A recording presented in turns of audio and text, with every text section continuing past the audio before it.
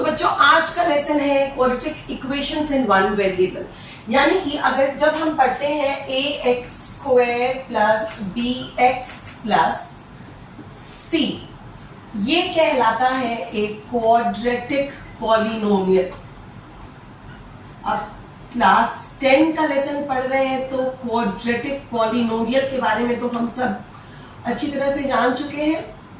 इस quadratic polynomial को जब हम इक्वेट करते हैं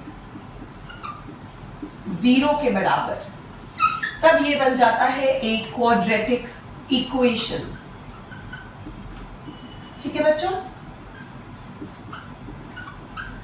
तो यहां से हम ये बोल सकते हैं कि a quadratic equation has a general form of a x square plus b x plus c is equal to 0।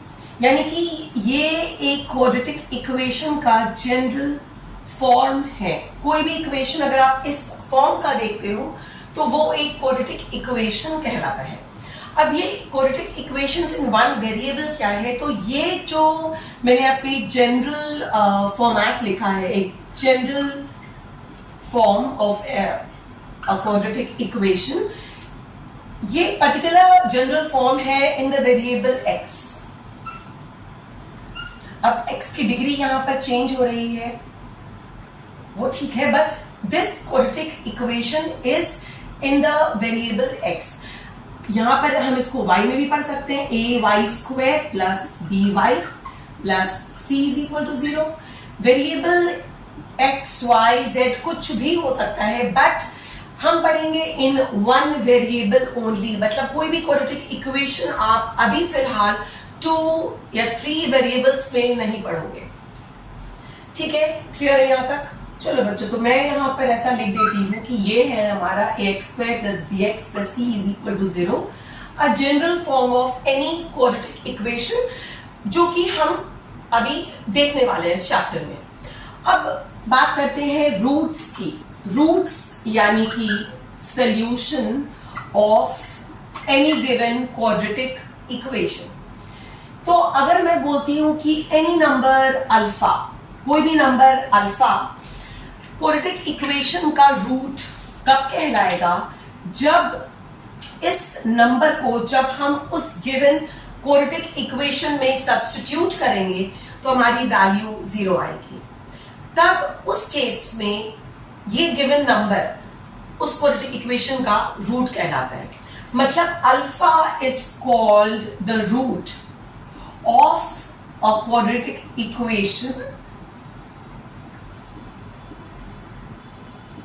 if and only if, जब मैं इस अल्फा की वैल्यू को गिवन क्वाड्रेटिक इक्वेशन में सब्स्टिट्यूट करूं और मेरा आंसर आ जाए 0, तभी अल्फा उस क्वाड्रेटिक इक्वेशन का रूट कहलाएगा, वरना वो उस क्वाड्रेटिक इक्वेशन का रूट नहीं है।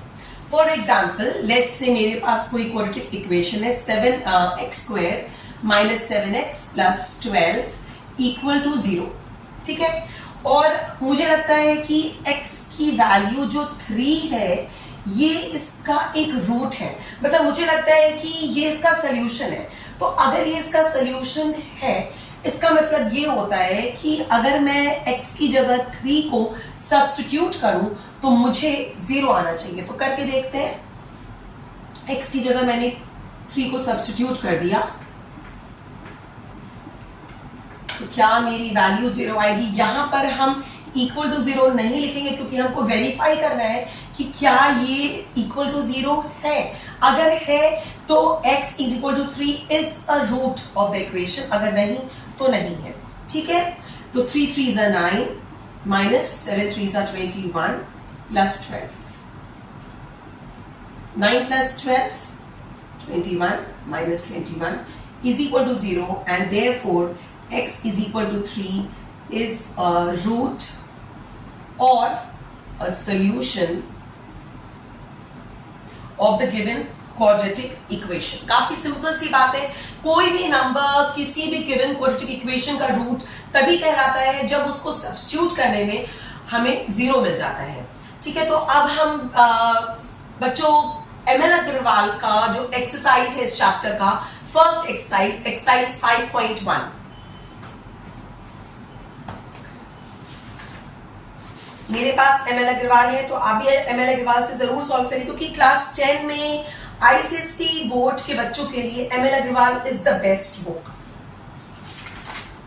मेरे पास ये 1 साल पुराना एडिशन है, अगर आपके पास लेटेस्ट एडिशन होगा, ज्यादा कुछ चेंज नहीं आता है एमएल अग्रवाल में। So I will be doing question number, पहले इसको इरेज कर ले।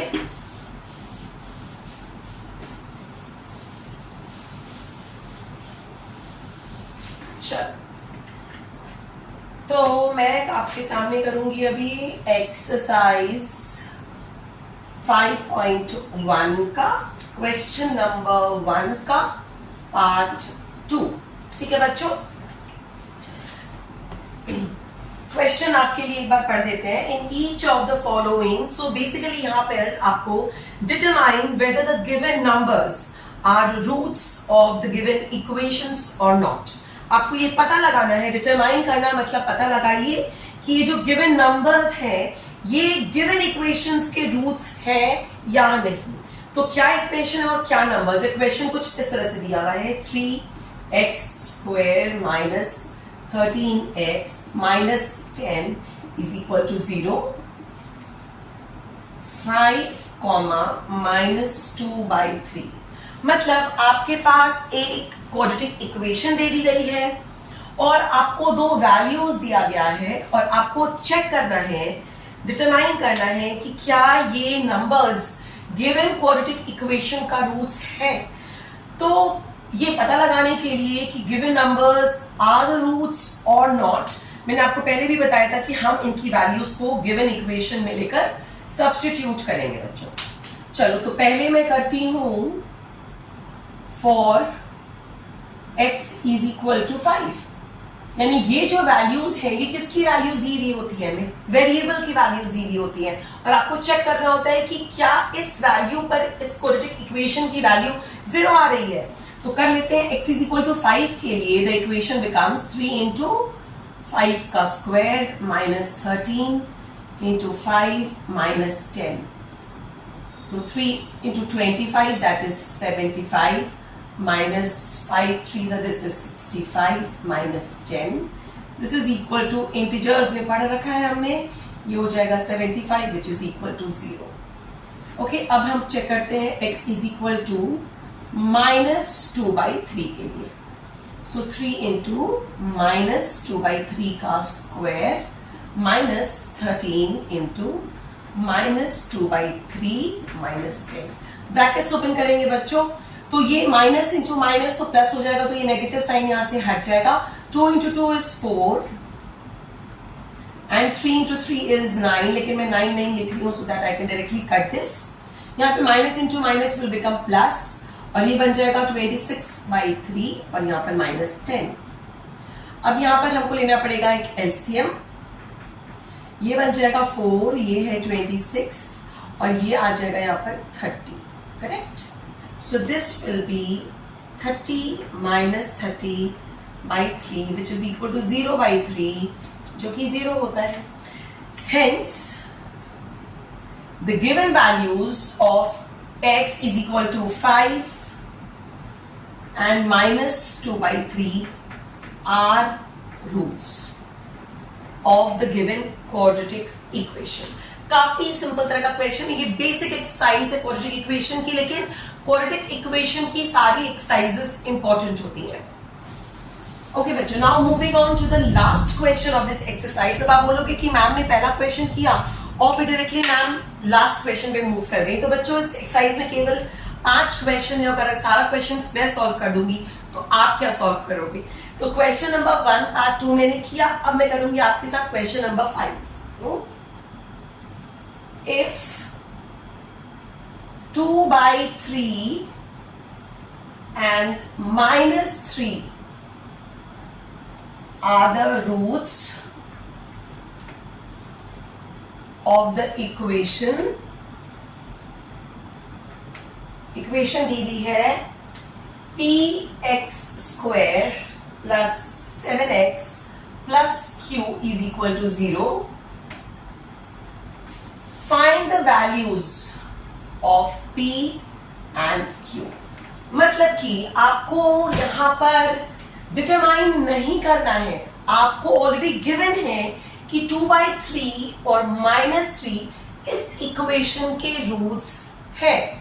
तो जब मुझे पता है कि 2/3 इज अ रूट, तो मुझे यह भी पता होना चाहिए कि मैं आराम से जब इसकी वैल्यू को सब्स्टिट्यूट करूंगी इस क्वाड्रेटिक इक्वेशन में तो वैल्यू 0 होगी।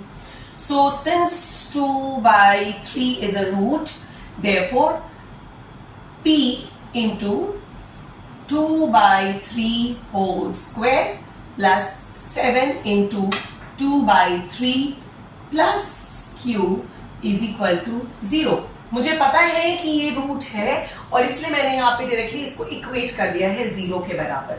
Now 2 2s are 4, 3 3s are 9, so 4p/9 plus 14/3 plus q is equal to 0। इसको थोड़ा सा सिंप्लीफाई कर सकते हैं हम लोग, तो 9 हो जाएगा LCM, this will be 4p plus 14 3s कितना होता है बच्चों? 14 3s 42 प्लस 9q, करेक्ट, क्योंकि यहां पर एक 1 है, इक्वल टू 0। अब ये 9 यहां चला जाएगा एंड बन जाएगा इक्वल टू 0। तो इक्वेशन फाइनली जो मिलता है हमें वो कुछ इस फॉर्म का है, ठीक है। ये इक्वेशन काम आएगा। चलो अब सेकेंड वैल्यू को यूटिलाइज करते हैं।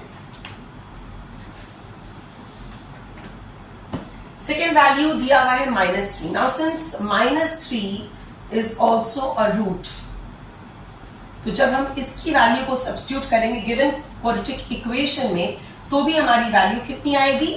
0।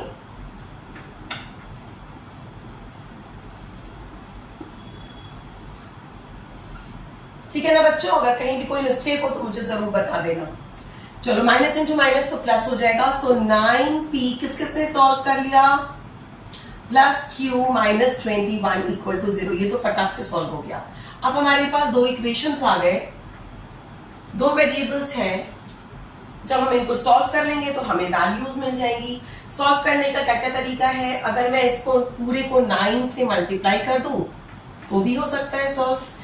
क्यों? क्योंकि 9 9s 81p हो जाएगा, ये 9q हो जाएगा और ये हो जाएगा 189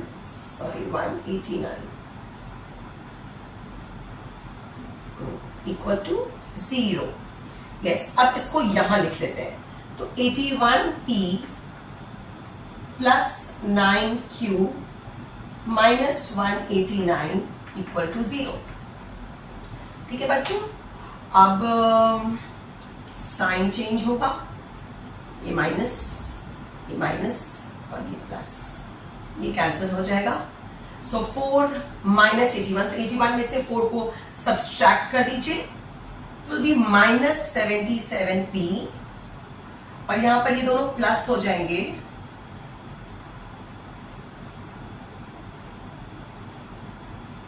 इक्वल टू 0। तो p की वैल्यू हो जाएगी माइनस 231 बाई माइनस 77,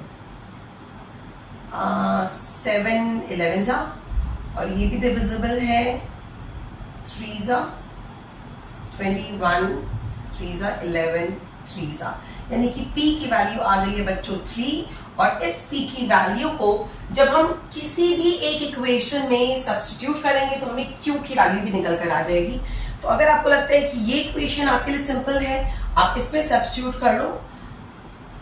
p की वैल्यू 3 है, मैं इसमें सब्स्टिट्यूट करूंगी।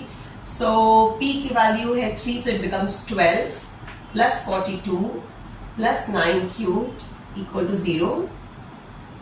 तो 9q हो जाएगा माइनस 54। सो q की वैल्यू हो जाएगी minus 54 by 9, correct? Yes. So 6, तो Q की वैल्यू आ गई बच्चों -6, तो P की वैल्यू है 3 और Q की वैल्यू है बच्चों -6। समझ में आ गया।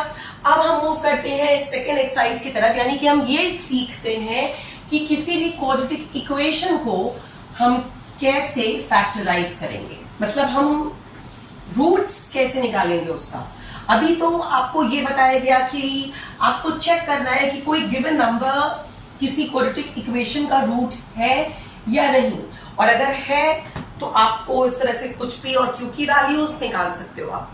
लेकिन अब आपको सीखना है कि कैसे क्वाड्रेटिक इक्वेशंस को फैक्टराइज किया जाए जिससे हमें उसका सॉल्यूशन मालूम चले। Factorization of quadratic equations by splitting of middle terms। ठीक है बच्चों, एक एग्जाम्पल से समझने की कोशिश करते हैं। 2x² + 5x -25 = 0। अब देखो, थोड़ा सा आपको याद दिला दे कि स्प्लिटिंग ऑफ मिडिल टर्म्स करते कैसे थे। अब इसमें आपको ये करना है कि सबसे पहले तो आप गिवन क्वाड्रेटिक इक्वेशन को रीअरेंज कर लो। कभी कभी कांस्टेंट का टर्म बीच में दे देता है, तो हमेशा इस ऑर्डर का होना चाहिए ax² + bx + c = 0। Once that is done, अब आप कोएफिशिएंट ऑफ x² लो और जो कांस्टेंट टर्म है वो लो, ठीक है, इसको करो मल्टीप्लाई। So 2 × 25 is 50। ये जो प्रोडक्ट आता है, एंड यहां पर मैं आपको एक चीज और बता दूं कि अगर यहां पर x² का कोएफिशिएंट नहीं है, मतलब सिंपली x² दिया है, तो कोएफिशिएंट 1 है, इजंट इट? तो 1 को तो आप जब भी मल्टीप्लाई करोगे किसी भी नंबर से तो वही नंबर आएगा। तो ये एप्लीकेबल तो हर केस में, लेकिन अगर यहाँ पर 1 है तो आपको परेशान होने की जरूरत नहीं है। अगर यहाँ पर 2 है, -3 है, 4 है, कुछ भी नंबर है तो ये इसके साथ मल्टीप्लाई होगा। अगर यहाँ पर 1 है तो बस यही नंबर स्टैंड करता है। अब आप 50 का प्राइम फैक्टराइजेशन निकालो।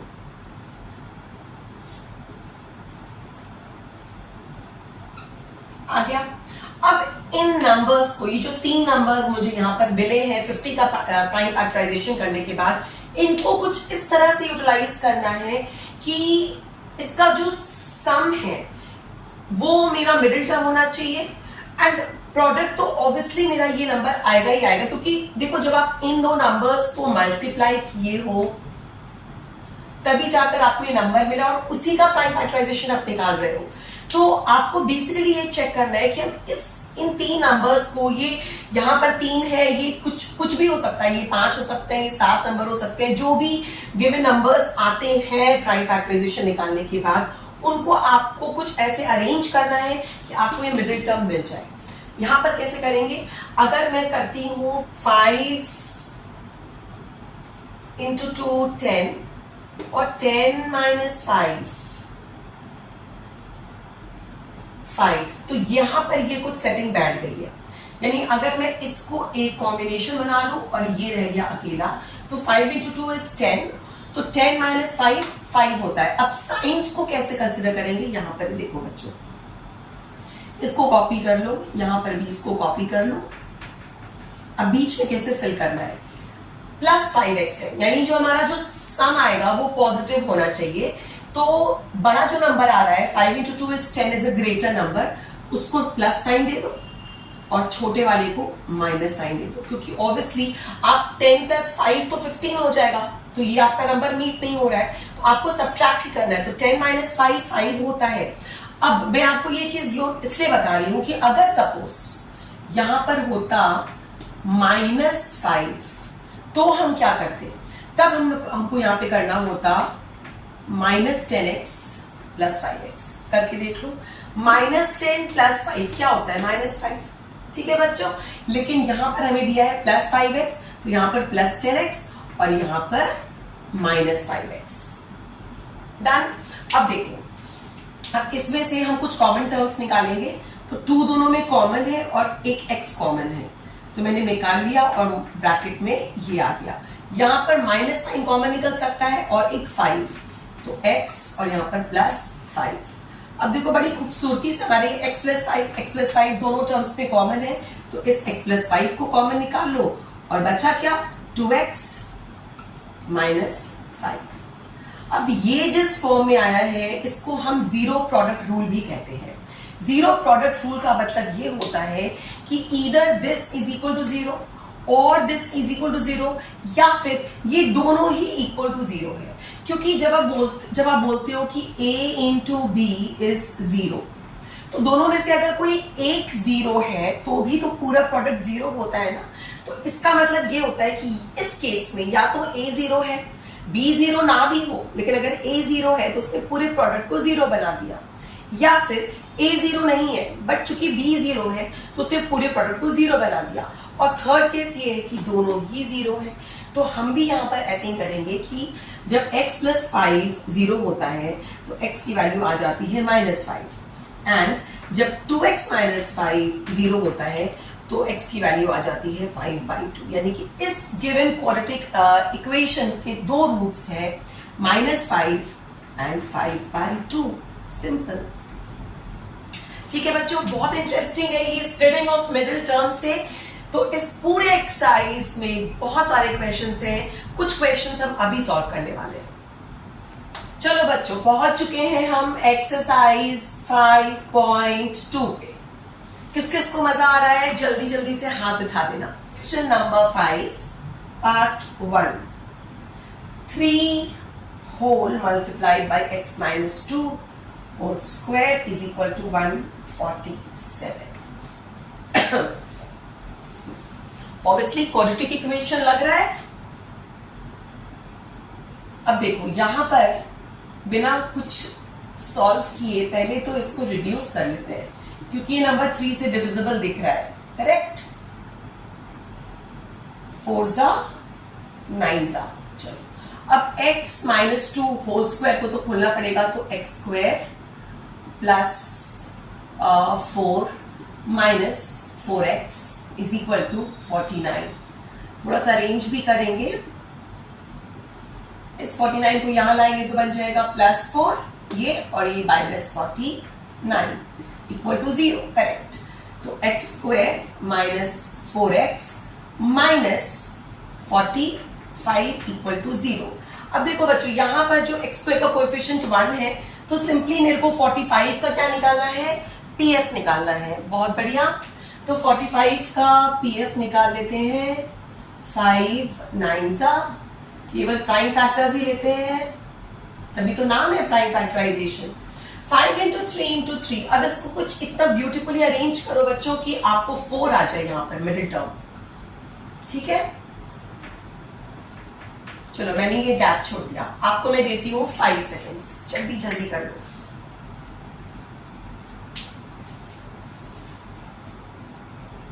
हो गया बच्चों? देखो मेरे दिमाग ने मुझे ये बताया कि इसका एक कॉम्बिनेशन ले लो, तो 3 × 3 होता है 9, और ये बच गया अकेला, इसे अकेले रहने दो, और 9 - 5 होता है 4। करेक्ट, लेकिन हमें चाहिए यहां पर -4, तो करना तो 9 - 5 ही है, बट साइंस हम डिसाइड करेंगे कि यहां पर अगर हम जो भी बिगर नंबर का साइन होगा वही साइन यहां पर आएगा। तो चूंकि यहां पर मेरे को माइनस चाहिए, तो मैंने यहां पर जो बिगर नंबर है उसको माइनस साइन असाइन कर दिया, तो -9x और +5x करके देखो, -9 + 5 इज -4, और प्रोडक्ट तो होना ही होना है ये। अब आप कॉमन नंबर्स निकाल लो, तो x -9 और यहां पर 5 निकलेगा कॉमन, तो x -9। अब x -9 और x + 5, अब जीरो प्रोडक्ट रूल लगाओगे तो निकल कर आ जाएगा x = 9 और -5 are the 2 roots of the given quadratic equation. समझ में आया क्वेश्चन? नेक्स्ट क्वेश्चन पे चलते हैं।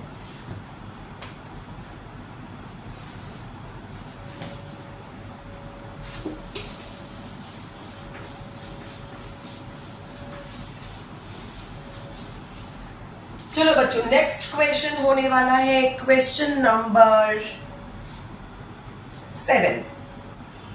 2x square minus 9x plus 10 equal to 0 when, इसके दो पार्ट्स है बच्चों, दोनों पार्ट्स करके दिखाएंगे। फर्स्ट पार्ट है x belongs to natural numbers.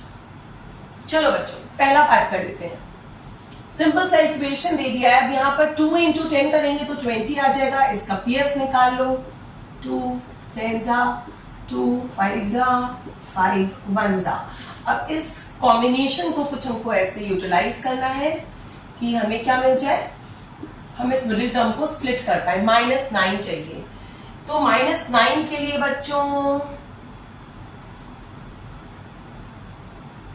2 2 4 और यहां पर 5। लेकिन अब आप बोलोगे कि 4 और 5 को अगर हम प्लस करते हैं तो हमें +9 मिलेगा, और माइनस करने से तो ऑब्वियसली नहीं मिलना है क्योंकि यहाँ पर 5 और यहाँ पर 4 है, तो आपको करना तो पड़ेगा इसको ऐड। तो हम ऐसा भी तो कर सकते हैं कि -5x -4x। क्यों बच्चों? -5 -4 गिव्स मी -9। जिस तरह से +5 +4 क्या होता है, +5 +4 होता है +9। उसी तरह से -5 -4 क्या होता है, -9। ये हमने तब पढ़ा था जब हम इंटीजर्स पढ़ रहे थे, बेसिक इंटीजर्स पढ़ रहे थे, मे बी क्लास 6 वगैरह में। ठीक है, तो उसी को यूटिलाइज कर लिया यहाँ पर। तो चूंकि यहाँ पर -9 चाहिए मुझे, तो -5x -4x। अब जो करते आए हैं कॉमन टर्म्स बाहर निकालेंगे, तो यहाँ पर कॉमन टर्म क्या है, केवल x। तो मैंने x कॉमन निकाल लिया, तो यहां पर हो जाएगा ब्रैकेट में 2x -5, और यहां पर एक माइनस साइन निकाल लेते हैं और 2 कॉमन निकलेगा, तो यहां पर भी 2x -5। अब यहां पर 2x -5 और x -2 इक्वल टू 0। तो 0 प्रोडक्ट रूल लगाएंगे तो बन जाएगा x = 5/2 और 2, यानी कि ये दो वैल्यूज आई। पहला पार्ट बोल रहा है कि x belongs to natural numbers. अब आप बताओ, क्या 5/2 एक नेचुरल नंबर है? नेचुरल नंबर्स क्या होते हैं? 1 2 3 4 5 एंड सो ऑन। तो क्या इसमें 5/2 कहीं आपको दिख रहा है? नहीं दिख रहा है। इसका मतलब हमारा फर्स्ट पार्ट का सोल्यूशन, क्वाड्रेटिक इक्वेशन तो यही है और इसकी 2 रूट्स पॉसिबल हैं। लेकिन जब ये कंडीशन लगा दी गई है कि x जो है एक नेचुरल नंबर ही है, यानी कि इस सिनेरियो में यही इसका आंसर हो सकता है। 5/2 इसका सॉल्यूशन पॉसिबल नहीं है। सो इस केस में x = 2 is a root of the equation. Clear है बच्चों? Right, simple to understand. अब सेकेंड केस में बोलता है कि x बिलोंग्स टू q, यानी कि x belongs to real numbers. तो रियल नंबर्स क्या होते हैं? रियल नंबर्स होल नंबर्स होते हैं, नेचुरल नंबर्स होते हैं, इंटीजर्स होते हैं। यहां बीच का जो नंबर है वो भी एक रियल नंबर है, करेक्ट? तो ये जो दोनों सोल्यूशन है, ये दोनों ही, अगर x एक रियल नंबर है तो ये दोनों सोल्यूशन ट्रू है। ये दोनों ही इस क्वाड्रेटिक इक्वेशन का रूट बनता है। समझ में आया बच्चों? अब मैं आपको करके दिखाऊंगी बच्चों क्वेश्चन नंबर 8 का part 1। a² x² +2ax + 1 = 0, where a is not equal to 0। a की वैल्यू 0 नहीं है। ठीक है,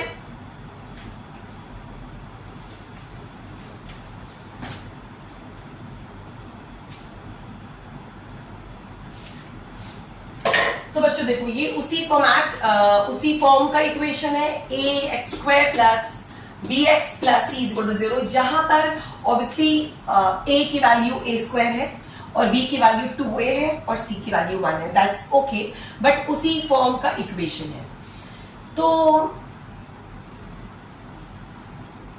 यहां पर बच्चों कोई प्राइम फैक्टराइजेशन वगैरह निकालना एडवाइजेबल नहीं है, क्योंकि कोई नंबर्स गिवन नहीं है। आपको नंबर्स के फॉर्म में भी वेरिएबल्स ही गिवन है। जब आप इसके कोएफिशिएंट को इससे मल्टीप्लाई करोगे तो आपको आएगा a स्क्वायर। अब आप a स्क्वायर का प्राइम फैक्टराइजेशन या pf कैसे निकालोगे? तो अब लॉजिकली देखते हैं इसको। a स्क्वायर x स्क्वायर, मुझे स्प्लिट तो करना है मिडिल टर्म को, उसके बिना तो कैसे फैक्टराइज कर पाएंगे? करेक्ट। तो 2ax बच्चों मतलब ax प्लस ax, दो बार ax को अगर मैंने ऐड किया बच्चों तो क्या मिल गया? 2ax मिल गया। अगर मैंने a प्लस a किया तो क्या मिला? 2a किया, 2a मिला। अगर मैंने x प्लस x किया तो क्या मिला? 2x मिला। और जब मैंने ax प्लस ax कर दिया तो क्या मिल गया? दो बार ax मिल गया, तो उसको लिख देंगे 2ax, और इसको मल्टीप्लाई करके देखो तो ax इंटू ax क्या होगा? a स्क्वायर x स्क्वायर होगा ना। तो देखो 2ax को मैंने स्प्लिट कर दिया इस तरह से कि मेरे को ये मिल गया, और जब हम इसको मल्टीप्लाई करेंगे तो देखो हमको ये मिल गया ना a square x square. Correct, समझ में आ रहा है? तो अब इसमें से कॉमन टर्म्स निकाल लो। तो a एक कॉमन टर्म है और x एक कॉमन टर्म है, यहाँ बच जाएगा ax, यहाँ बच जाएगा 1 प्लस, यहाँ पे तो 1 कॉमन निकल गया, तो ax प्लस 1 इक्वल टू 0, यानी कि ax प्लस 1 तो ये कॉमन टर्म था ही, और यहाँ पर भी मुझे मिला है ax प्लस 1 ही। इसका मतलब इसमें दो रूट्स हैं लेकिन दोनों इक्वल हैं, क्योंकि ये जीरो प्रोडक्ट रूल जब आप अप्लाई करोगे तो ax प्लस 1 इक्वल टू 0 करोगे, और यहाँ पर भी ax प्लस 1 इक्वल टू 0 ही होगा। x will be equal to -1 by a, और यहाँ पर भी x will be equal to -1 by a। समझ में आया बच्चों? तो आज हमने कई सारे क्वेश्चंस देखे इस एक्सरसाइज से। आगे इस एक्सरसाइज को कंटिन्यू करेंगे और फिर मैं आपको बताऊंगी कि कैसे फॉर्मूला को यूज करके हम रूट्स की वैल्यूज निकालते हैं, और किसी भी क्वाड्रेटिक इक्वेशन के रूट्स के नेचर के बारे में हम एंटिसिपेट कर सकते हैं, बता सकते हैं कि उसके रूट्स रियल हैं या इक्वल हैं या कैसे हैं। ठीक है बच्चों, तो कल आती हूँ एक नए वीडियो के साथ। इस चैप्टर को कंक्लूड तो नहीं कर पाएंगे क्योंकि ये एक लंबा चैप्टर है, एंड डोंट फॉरगेट इसमें वर्ड प्रॉब्लम्स भी हैं, लेकिन इसको आगे बढ़ाते हैं। चलो बच्चों, जल्दी से चैनल को सब्सक्राइब कर देना और कल के वीडियो में एब्सेंट मत होना।